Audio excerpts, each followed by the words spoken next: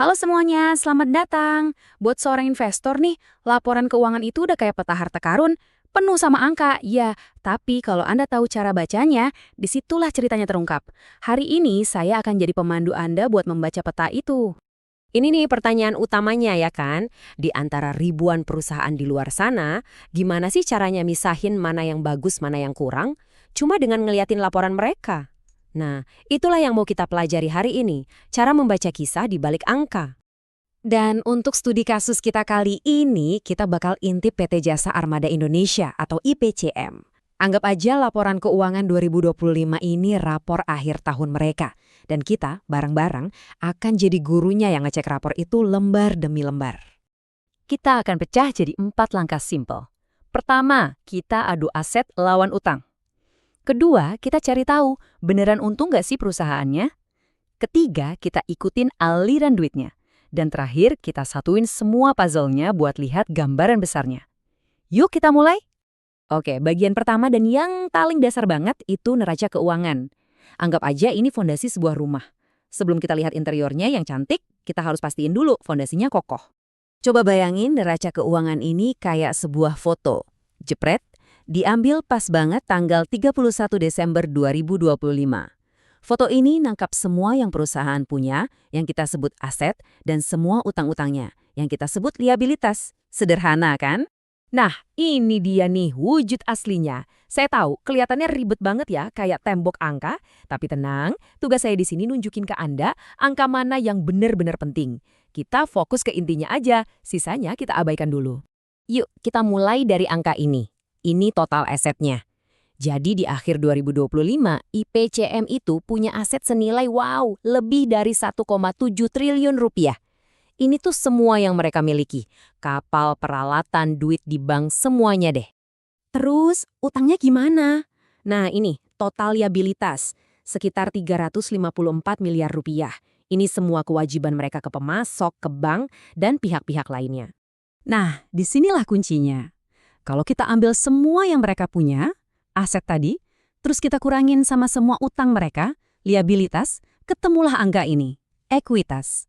Inilah kekayaan bersih perusahaan yang sesungguhnya nilai yang jadi milik para pemegang saham. Lebih dari 1,3 triliun rupiah. Nah, yang bikin slide ini menarik banget itu pertumbuhannya.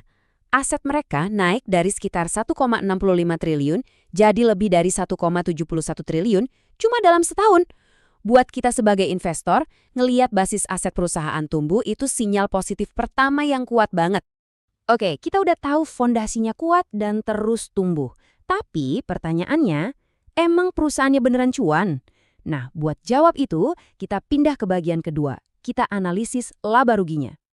Ini laporan laba rugi. Kalau tadi neraca itu kayak foto, nah laporan ini itu lebih mirip film. Film yang ngerekam semua kinerja mereka sepanjang tahun 2025. Laporan ini cerita gimana mereka dapat duit dan gimana mereka ngabisin duit. Lagi-lagi kelihatannya banyak baris ya, tapi ceritanya tuh selalu simpel. Ngikutin 3 langkah ini aja, Anda mulai dari semua duit yang masuk dari jualan. Terus, potong semua biaya buat jalanin bisnis. Nah, apa yang tersisa di akhir, itulah hasilnya. Dan inilah dia hasilnya. Setelah semua ongkos dibayar, laba bersih IPCM buat tahun 2025 itu tembus lebih dari 196 miliar rupiah. Angka inilah yang sering kita sebut the bottom line. Tapi satu angka aja tuh nggak cukup.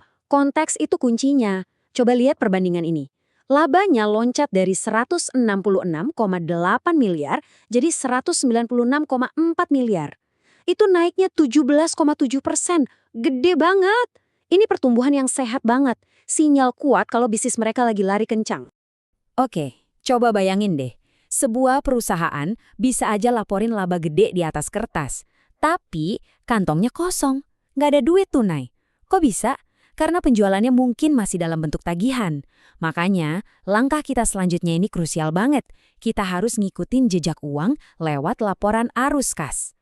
Anggap aja perusahaan itu punya 3 mesin kas. Pertama, dari operasi. Ini duit dari bisnis utamanya. Kedua, dari investasi. Ini duit yang dikeluarin buat pertumbuhan, kayak beli kapal baru. Ketiga, dari pendanaan. Ini duit dari atau untuk pemilik dan yang ngasih pinjaman. Contohnya kayak bayar dividen. Nah, ini dia angka paling penting di laporan ini. Angka plus yang gede di sini, lebih dari 290 miliar rupiah, itu nunjukin kalau bisnis utama mereka itu mesin cetak uang yang sehat banget. Inilah yang kita cari. Malah angkanya lebih tinggi dari laba bersihnya. Itu pertanda bagus banget. Duit tunai ini yang jadi bensin buat dua mesin lainnya. Sekarang Anda mungkin lihat angka minus ini dan mikir, wah jelek dong. Eits, tunggu dulu.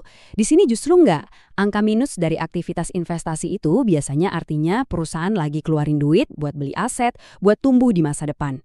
Artinya hampir 30 miliar dari kas operasi tadi diputerin lagi buat investasi. Itu bagus. Terakhir, angka minus gede ini ngasih tahu kita sisa duitnya lari kemana. Perusahaan pakai hampir 245 miliar rupiah buat aktivitas pendanaan. Ini seringnya berarti mereka lagi nyenengin pemegang saham dengan bayar dividen atau lunasin utang. Jadi polanya kelihatan kan? Bisnis inti hasilin duit banyak, sebagian diinvestasiin lagi buat masa depan, dan sisanya dibalikin ke para pemilik. Ini siklus kas yang sehat banget. Jadi kita udah lihat 3 dokumen kuncinya. Sekarang, yuk kita mundur dikit dan coba satuin semua kepingan puzzle ini. Jadi, cerita besarnya gimana sih tentang IPCM ini? Kesimpulannya, rapor IPCM buat tahun 2025 ini bagus banget. Asetnya tumbuh, labanya naik signifikan. Tapi yang paling penting, bisnis utamanya itu ngasilin duit tunai yang kuat banget. Duit ini terus mereka pakai dengan pintar, sebagian buat investasi masa depan, sebagian besar lagi buat kasih imbalan ke pemegang saham lewat dividen. Ini cerita yang sangat-sangat meyakinkan. Kita udah telusuri ini bareng-bareng langkah demi langkah.